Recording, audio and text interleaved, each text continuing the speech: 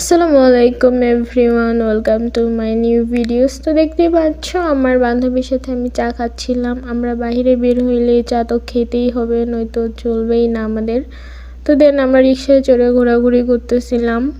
মূলত আমরা বের হয়েছি আমার ফ্রেন্ডের ফর্ম ওঠানোর জন্য। তো এই যে রাস্তার পাশে দেখতে পাচ্ছ অনুষ্ঠান হচ্ছে, বাচ্চাগুলো কি সুন্দর করে ডান্স করতেছিল। আমি মনে হয় একমাত্র ব্যক্তি যে ডান্স ফান্স করতে পারি না।